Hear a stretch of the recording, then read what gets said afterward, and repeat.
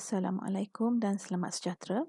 Sekarang kita masuk pada tajuk prinsip pengembangan dan pengecutan jirim. Okey, ini merupakan prinsip pengembangan dan pengecutan jirim. Okey, yang pertama dia kata jirim menyerap haba.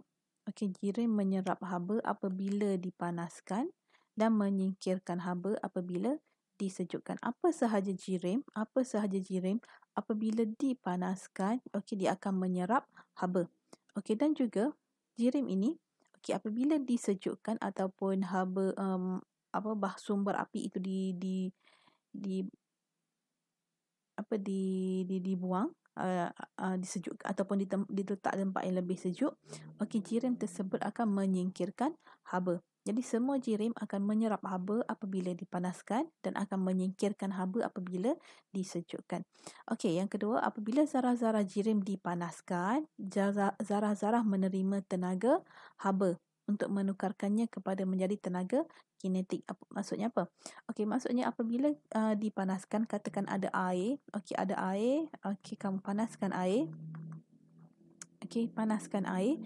Okey, bila air dipanaskan, zarah-zarah yang ada dalam air ini akan menerima tenaga haba datang daripada api. Okey, diterima tenaga haba yang datang dari api. Kemudian tenaga haba tersebut akan ditukarkan kepada tenaga kinetik. Okey, tenaga kinetik ini bila zarah dah menyerap haba, haba yang diserap tadi akan ditukarkan kepada kinetik dan menyebabkan zarah-zarah ini bergerak.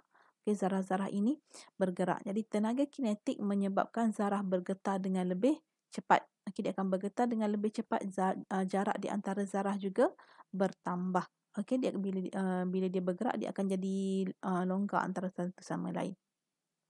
Okey, getaran ini menyebabkan zarah-zarah bergerak menjauhi antara satu sama lain. Jadi bila dah bergerak, okey, jarak bertambah. Jadi dia bergerak makin lama dia menjauhi satu sama lain. Oleh sebab itu saiz dan isi padu jirim akan meningkat. Okey, bila saiz dan isi padu jirim meningkat, pengembangan jirim berlaku. Inilah menyebabkan berlakunya pengembangan jirim. Bila dipanaskan, zarah akan bergetar dengan lebih cepat, jarak antara zarah bertambah, jadi saiz juga bertambah menyebabkan jirim tadi mengembang, pengembangan berlaku. Okey, apabila disejukkan, okey, sekarang di proses penyejukan pula, getaran dan kelajuan zarah berkurang. Jadi zarah semakin kurang bergerak. Okey, dia makin lama jaraknya pun semakin lama makin dekat. Sebab dia dah kurang bergerak, jadi dia makin lama dia makin dekat. Jadi zarah-zarah mendekati antara satu sama lain. Jadi dia bila zarah mendekati satu sama lain, saiz dan isi padu akan berkurang. Jadi bila berkurang, kita akan kelihatan dia mengecut. Okey, boleh?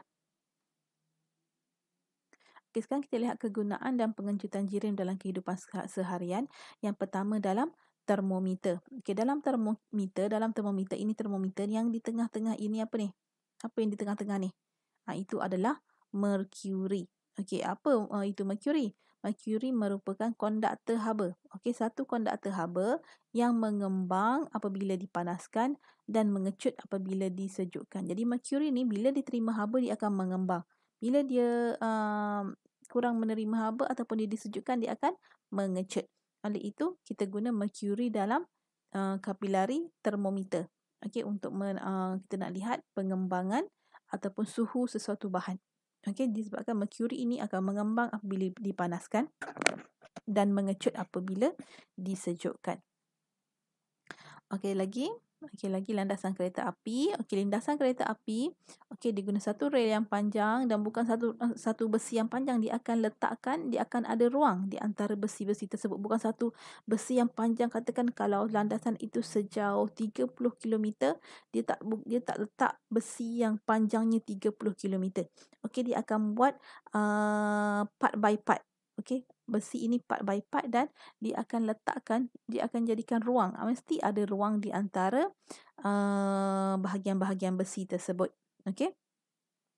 Okey, ini untuk kenapa? Apa tujuannya? Okey, ruang kecil antara landasan kereta api ini membolehkan landasan kereta api mengembang apabila cuaca panas. Jadi pada waktu panas, pada waktu siang tengah hari terik, okey, tadi kita dah belajar jirim akan mengembang. Jadi bila pada waktu panas dia akan menerima haba dan dia akan mengembang. Jadi ruang kecil ini okey, bertujuan untuk memberi ruang kepada landasan kereta api, besi landasan kereta api ini mengembang. Okey, jadi kalau tak ada ruang, apa yang berlaku, dia tak ada ruang untuk dia mengembang, okey, akan menyebabkan ini menjadi bengkok.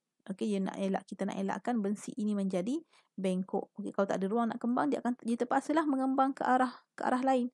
Jadi kita nak landasan ini lurus, jadi kita kena buat ruang supaya dia mengembang ke arah sini.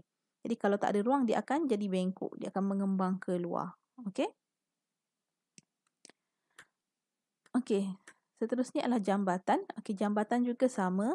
Okey, jambatan juga sama, jambatan keluli, sebab dia keluli, dia akan mengembang dan mengecut. Okey, apa yang kita buat? Okey, dia akan letakkan, okey, dia ada penggolik pada hujung untuk membolehkan jambatan mengembang dan mengecut dengan mudah.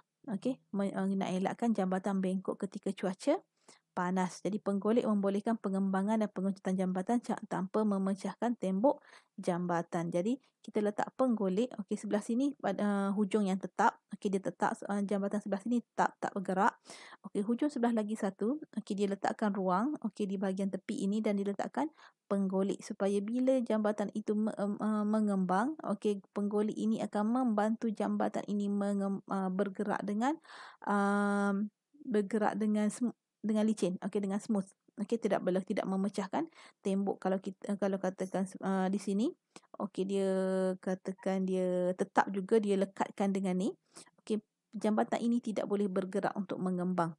Okey, dia akan jadi bengkok lah kalau dia tak boleh bergerak. Okey, dia jadi satu hujung sebelah sini dia rapat, dia tetap. Okey, sebelah sini pula letakkan penggolik supaya jambatan ini boleh menggelongsor, boleh bergerak bila dia panas. Okey, yang seterusnya adalah jalur dui logam. Okey, jalur dui logam, okey, dia jalur dui logam terdiri daripada dua jenis logam yang berbeza.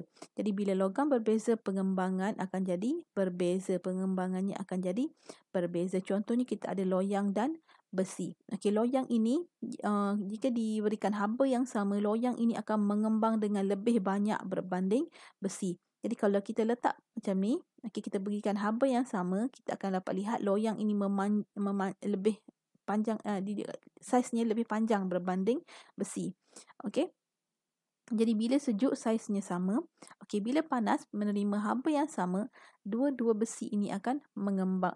Dua-dua logam ini akan mengembang, tetapi loyang mengembang dengan lebih banyak, menyebabkan apa yang berlaku, menyebabkan jalur dui logam ini membengkok. Okey, membengkok. Okey, dia melekat satu sama lain. Jadi bila loyang ini memanjang dengan lebih, dia akan membengkok. Okey, bila dia membengkok, dia akan menyentuh sesentuh. Jadi bila menyentuh sesentuh, litar menjadi lengkap. Okey, bila litar lengkap, loceng akan berbunyi. Okey, loceng akan berbunyi. Ini kamu boleh baca. Okey, itu saja untuk berkaitan dengan apa tadi? Pengembangan dan penyutan jirim.